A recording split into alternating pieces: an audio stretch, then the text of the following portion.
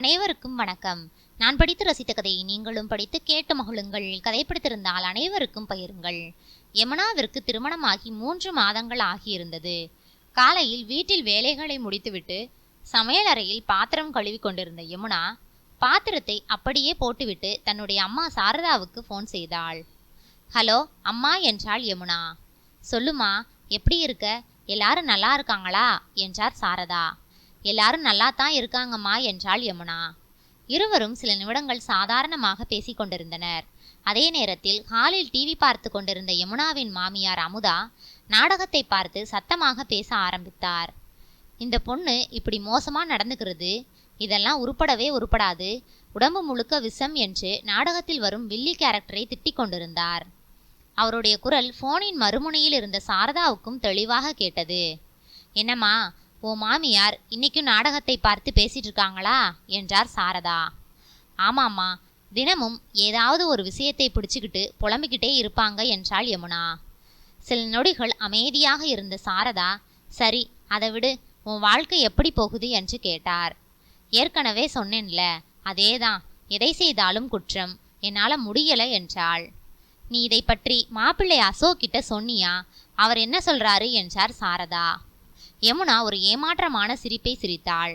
அவர்கிட்ட சொல்லி என்ன ஆக போகுதுமா? அம்மாவை எதிர்த்து பேச மாட்டாரு, ஏதாவது சொல்லி என்னை சமாளிச்சிடுவாரு என்றாள் யமுனா. அதை கேட்ட சாரதாவின் மனம் கனத்தது. சரிடா, கொஞ்ச நாள் பொறுத்து போ, சண்டை போடாதே, எல்லாம் சரியாகிடும் என்றார் சாரதா. சரிம்மா என்று கூறிவிட்டு போனை வைத்தாள் யமுனா. போனை வைத்த பிறகும் சாரதாவின் மனம் அமைதியாக இல்லை.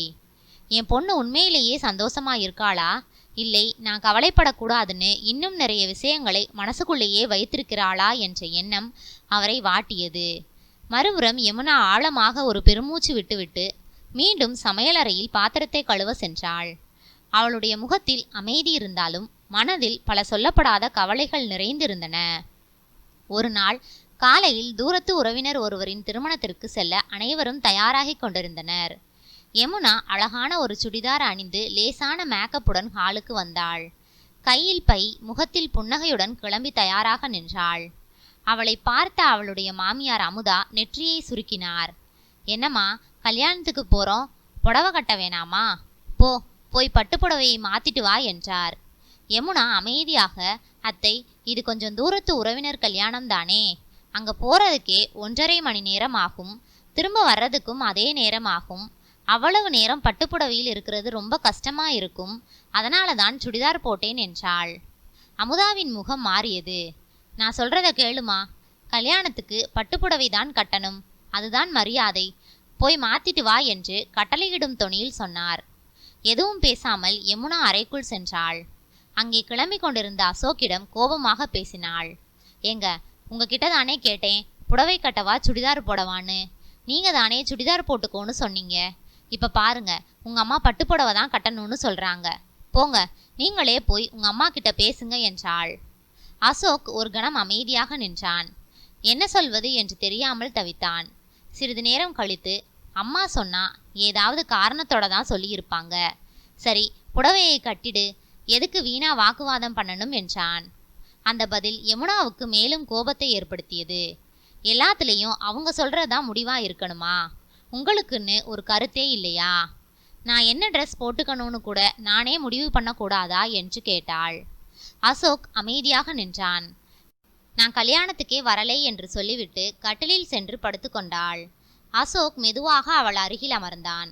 யமுனா, சின்ன விஷயத்துக்கு கோவப்படாத, இப்ப கல்யாணத்துக்கு போகலேனா தேவையில்லாம பெரிய பிரச்சனை ஆயிடும், ஒரு நாள் அவங்க சொல்ற மாதிரி நடந்துக்கலாம், வா கிளம்பலாம் என்றான் அசோக். பல நிமிடங்கள் சமாதானப்படுத்திய பிறகு மனமில்லாமல் எழுந்த யமுனா அலமாரியில் இருந்த பட்டுப்புடவையை எடுத்தாள். மாமியார் சொன்னபடியே அதை அணிந்து தயாரானாள். சிறிது நேரத்தில் மூவரும் வீட்டை விட்டு கிளம்பினர். திருமணத்தை முடித்துவிட்டு மாலை நேரத்தில் மீண்டும் வீட்டிற்கு திரும்பினர்.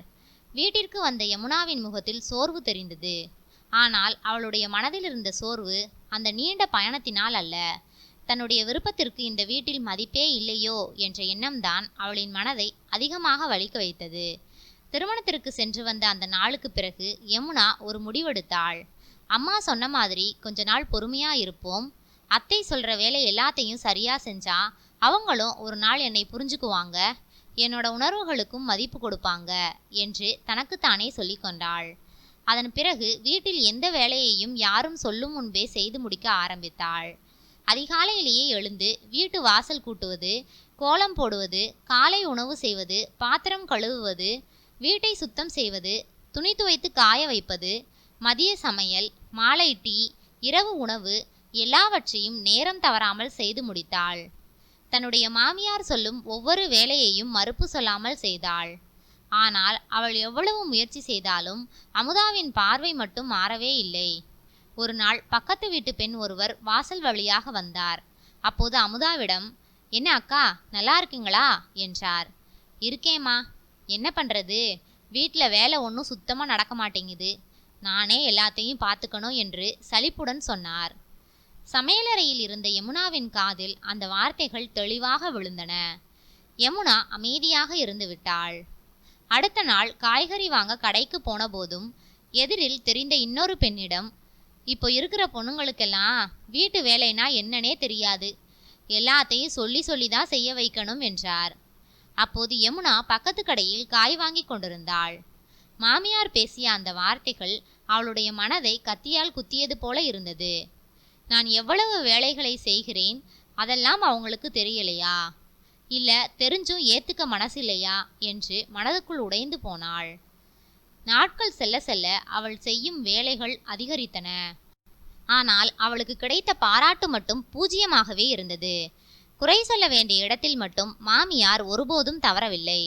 வெளியாட்களிடம், உறவினர்களிடம், பக்கத்து வீட்டாரிடம் யாரை பார்த்தாலும் எங்க வீட்டில் வேலை ஒன்றும் சுத்தம் இல்லை என்ற குறையைத்தான் சொல்லி கொண்டிருந்தார். அதை தினமும் கேட்டு கேட்டே யமுனா மனதளவில் மிகவும் சோர்ந்து போனாள். நான் எவ்வளவு முயற்சி செய்தாலும் இந்த வீட்டில் எனக்கு நல்ல பெயர் கிடைக்கவே கிடைக்காதோ என்ற எண்ணம் அவளுடைய மன அமைதியை மெல்ல மெல்ல குலைக்க ஆரம்பித்தது. அன்று இரவு வீட்டு வேலைகள் அனைத்தையும் முடித்துவிட்டு அறைக்குள் வந்த யமுனா அமைதியாக கட்டிலில் அமர்ந்திருந்தாள். முகத்தில் இருந்த சோர்வை பார்த்த அசோக், என்ன யமுனா, ஒரு மாதிரியா இருக்க என்று கேட்டான். யமுனா சில நொடிகள் அமைதியாக இருந்தாள். பிறகு மெதுவாக பேச ஆரம்பித்தாள். எங்க, நான் ஒரு விஷயம் கேட்கட்டுமா? கேளு என்றான். நான் இந்த வீட்டில் வேலை செய்யாம படுத்து கிடக்கிறேனா? இல்லை, நல்லா தான் வேலை பண்ற என்றான். அப்புறம் ஏன் உங்க அம்மா யாரை பார்த்தாலும் எங்க வீட்டில் வேலை ஒன்றும் சரியில்லை, எல்லாத்தையும் நான் தான் பார்க்கணும்னு சொல்லிட்டு இருக்காங்க என்றாள். அசோக் அமைதியாக இருந்தான். நான் முடிஞ்ச அளவுக்கு எல்லா வேலையும் செய்கிறேன், ஆனால் வெளியில் போனாலும் அதே குறை, வீட்டுக்கு யாராவது வந்தாலும் அதே குறை, அதை கேட்கும்போது ரொம்ப கஷ்டமாக இருக்கு என்றாள். அசோக் ஒரு பெருமூச்சு விட்டான். யமுனா, அம்மா வயசானவங்க, அவங்க பேசுகிற எல்லாத்துக்கும் எதுக்கு முக்கியத்துவம் கொடுக்குற என்றான். நான் முக்கியத்துவம் கொடுக்கலைங்க, ஆனால் நான் செய்கிறதை ஒரு தடவை கூட நல்லா இருக்குன்னு பாராட்டி பேசினதில்லையே, அதுதான் வருத்தமாக இருக்கு. அசோக் மெதுவாக, அம்மா கிட்ட இதுக்காக எதுக்கு சண்டை போடணும், அவங்க இயல்பே அப்படித்தான், நீ கொஞ்சம் அட்ஜஸ்ட் பண்ணிக்கோ என்றான். யமுனா உடனே பதிலளித்தாள். நீங்கள் சொல்கிறது சரிதாங்க, சண்டை போடக்கூடாதுன்னு தான் என்னோட எண்ணமோ, அதனால தான் இவ்வளவு நாளாக எதுவும் பேசாமல் இருக்கேன். நீங்கள் ஒரு தடவை அம்மா யமுனா எல்லா வேலையும் நல்லா தான் பண்ணுறான்னு சொல்லியிருந்தா கூட எனக்கு சந்தோஷமாக இருக்கும் என்றாள். அசோக் பதில் சொல்லாமல் அமைதியாக இருந்தான். அந்த அமைதியே யமுனாவுக்கு பதிலாகிவிட்டது. அம்மாவிடம் எதையும் சொல்ல துணிவு இல்லை. அதை புரிந்து கொண்ட யமுனா இனிமேல் இதை பற்றி பேசி பயனில்லை என்று நினைத்தாள். சரி விடுங்க என்று சொல்லிவிட்டு படுத்துக்கொண்டாள். அதற்கு பிறகான நாட்களில் யமுனா மனதிற்குள் ஒரு மாற்றத்தை ஏற்படுத்தி கொண்டாள். எப்போதும் அமைதியாய் இருந்தா நான் என்ன நினைக்கிறேன்னு யாருக்கும் தெரியாது, குறைந்தபட்சம் என்னோட உணர்வுகளையாவது சொல்லணும் என்று முடிவு செய்தாள். அன்று காலை யமுனா சமையலறையில் காலை உணவு தயாரித்து கொண்டிருந்தாள். மாமியார் உள்ளே வந்து பாத்திரங்களை பார்த்துவிட்டு, இப்படி பாத்திரத்தை அடுக்கி வைக்காதம்மா, ஒழுங்கே இல்லை என்று கூறினார்.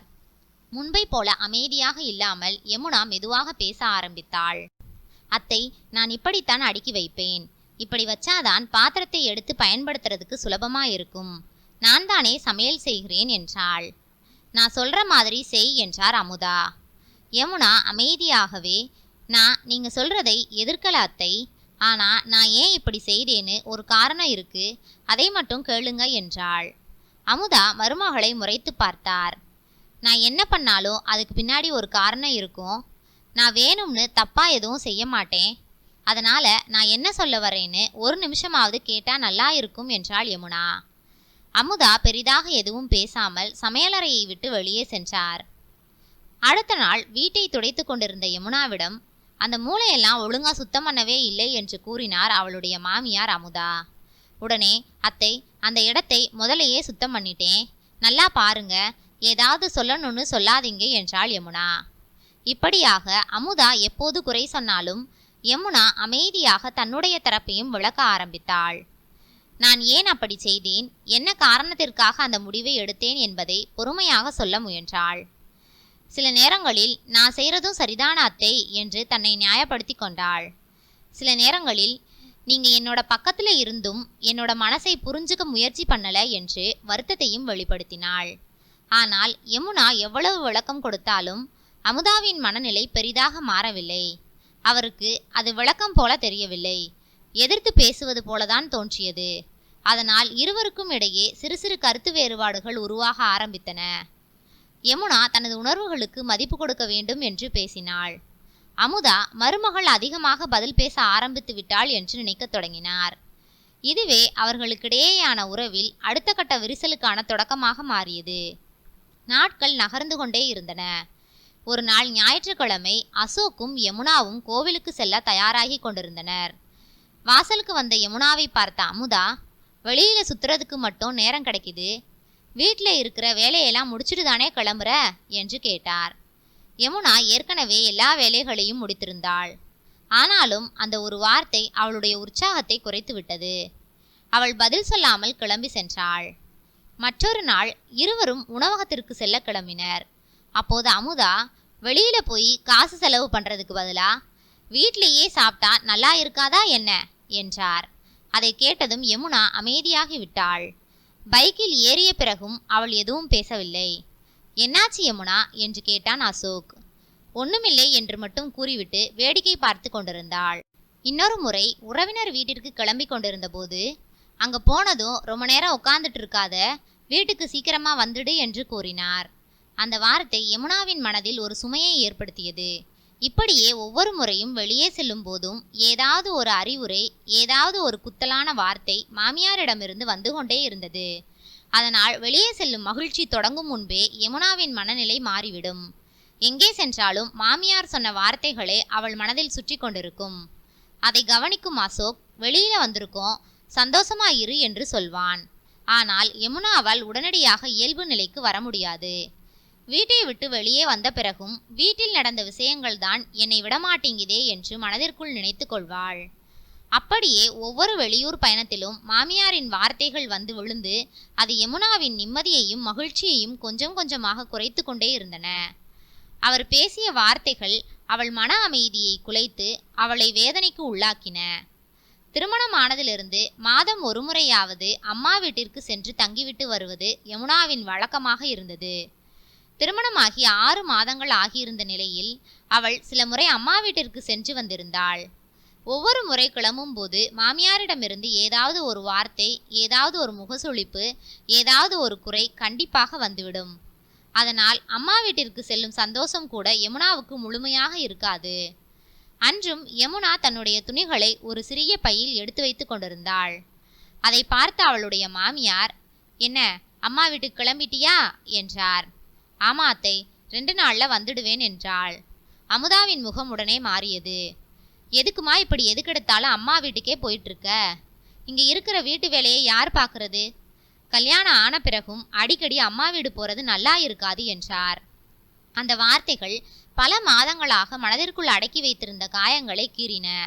இதுவரை அனைத்தையும் பொறுத்து கொண்ட யமுனாவால் அந்த நாளில் அமைதியாக இருக்க முடியவில்லை.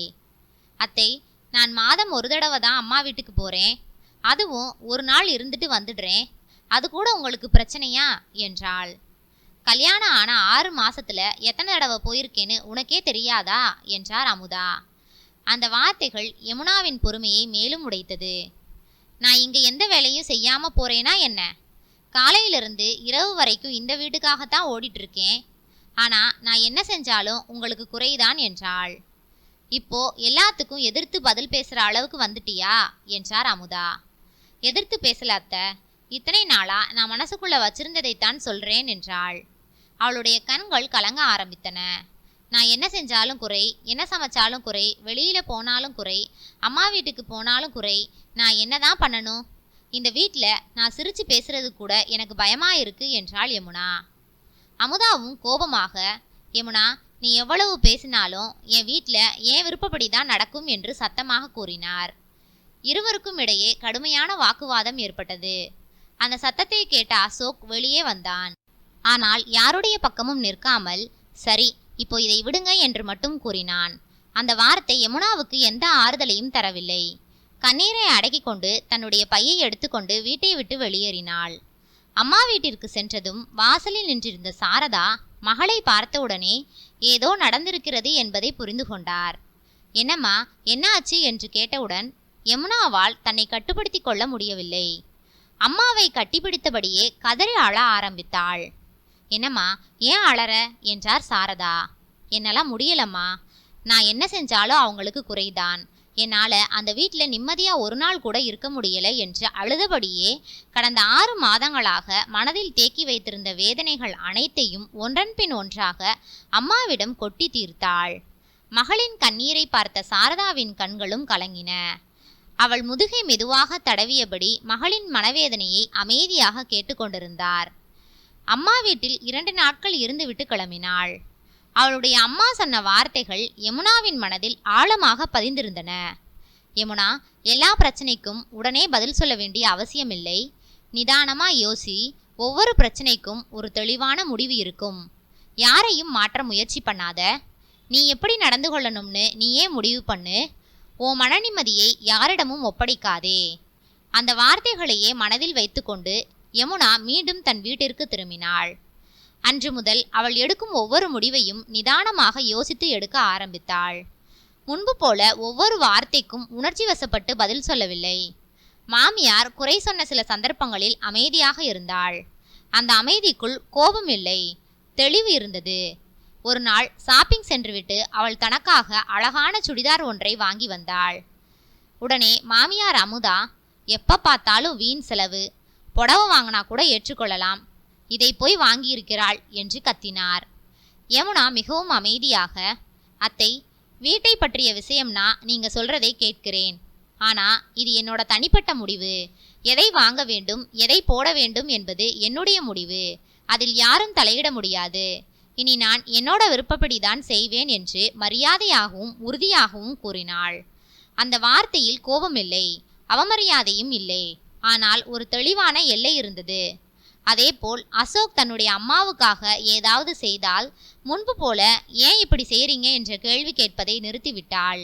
அது அவருடைய அம்மா, அவரை பார்த்து கொள்வது அவருடைய பொறுப்பு என்று புரிந்து கொண்டாள். அதில் தேவையில்லாமல் தன்னை இணைத்து கொள்ளவில்லை. நாட்கள் செல்ல செல்ல யமுனாவின் நடத்தை முற்றிலும் மாறிவிட்டது. தேவையான இடங்களில் மட்டுமே பேசினாள். தேவையில்லாத இடங்களில் அமைதியாக இருந்தாள்.